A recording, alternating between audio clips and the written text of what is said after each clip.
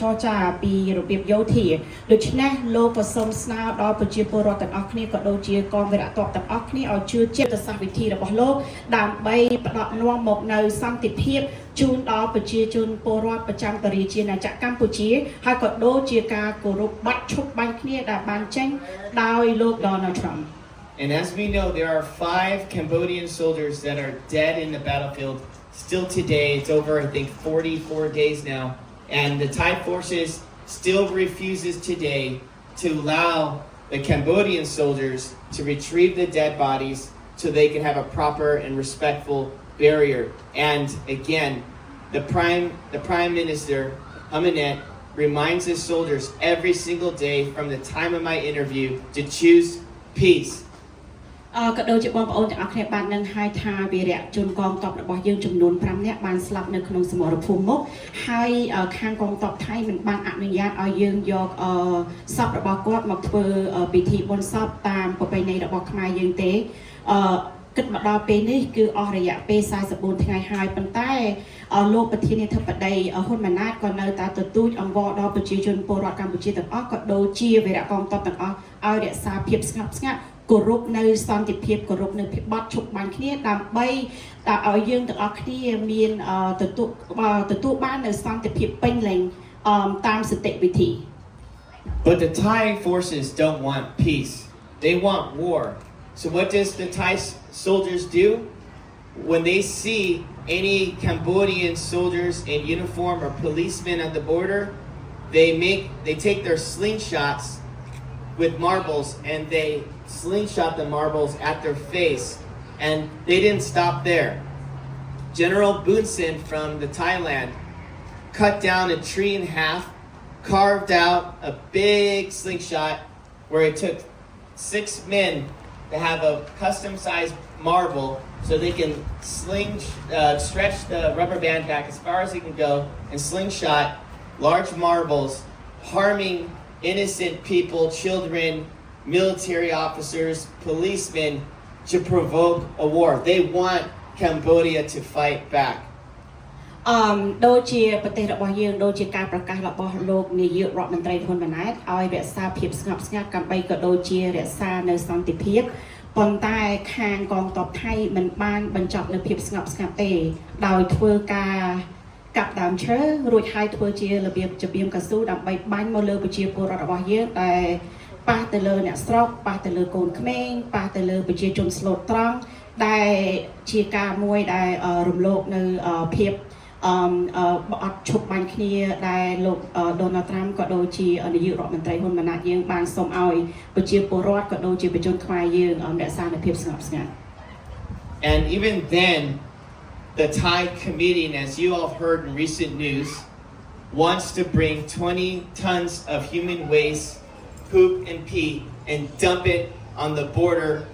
stealing the land from the Cambodian people because, again, Thailand wants war, Cambodia wants peace. ក៏ដូចជាយើងបានដឹងទាំងអស់គ្នាមកហើយថាខាងកងទ័ពថៃបានចង់យកលាមកចំនួន20ឡានឬក៏ដូចជាច្រើនយកមកបាញ់នៅខាងព្រំដែនរបស់យើងក៏ដូចជាចាក់ដូចបងប្អូនរបស់គ្នាបានស្ដាប់នៅព័ត៌មានហើយដូចចាក់នៅព្រំដែនរបស់យើងដើម្បីចង់ឈ្លានពានយកដីរបស់ប្រជារាជាណាចក្រកម្ពុជាប៉ុន្តែ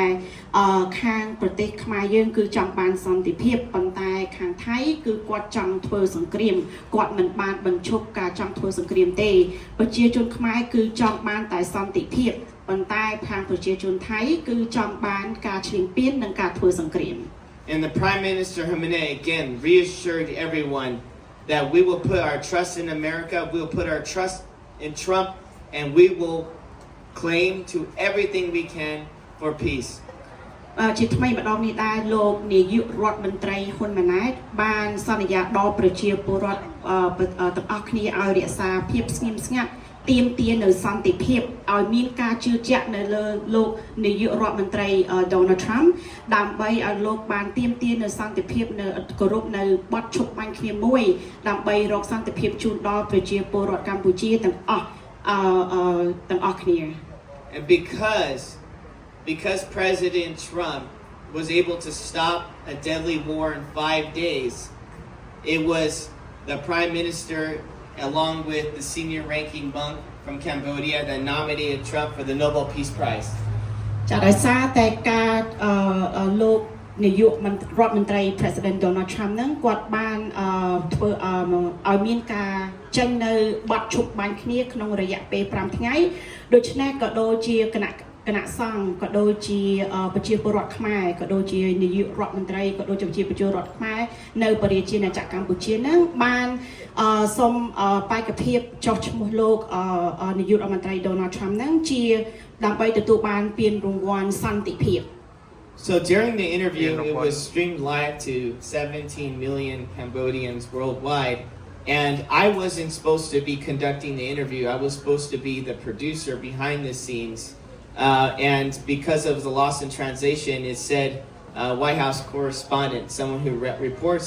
news from the White House. But we weren't able to get that fixed in time. And that's where the misinformation was unfortunately disseminated. ក៏ដូចជាយើងបានដឹងថាព័ត៌មាននៅស្រុកខ្មែរដែលយើងបានចេញមកហ្នឹងដូចជាយើងមិនអាចចេញមកតាមសភាពការក៏ដូចទៅជាចំណងជើងរបស់ខ្ញុំគ្រាន់តែជាអ្នក producer ម្នាក់ទេប៉ុន្តែទៅជានៅក្នុង title នៅក្នុងដែលយើងទៅហ្នឹងគឺជាទៅជា condemn of the White House representative ទៅជាតំណាងឲ្យខាង White House នៅសហរដ្ឋអាមេរិកប៉ុន្តែវាមិនបានកែប្រែទាន់សភាពការប៉ុន្តែពេលនេះគាត់អាចចង់បញ្ជាក់ថាខ្ញុំគឺជា producer ម្នាក់និងជា journalist អ្នកយកព័ត៌មានម្នាក់ So at that point immediately we got in a convoy to the border. It took 6 hours to get to the border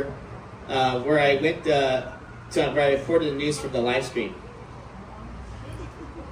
បន្ទាប់ពីការចំណងជើងឬក៏ជាប់ title របស់ខ្ញុំហ្នឹងវាមិនបានច្បាស់លាស់ដូច្នេះហើយខ្ញុំបានទៅដល់ព្រំដែនដើម្បី live stream ផ្ទាល់ក៏ដូចជាដូចគេហៅថាផ្សាយផ្ទាល់ពីសង្គ្រាមក្នុងពេលនោះផងដែរ So when I arrived to the scene it was pouring rain at night and as soon as I stepped out of the vehicle and I touched the solid ground of the dirt roads, I looked around and all I could see was farmland for miles.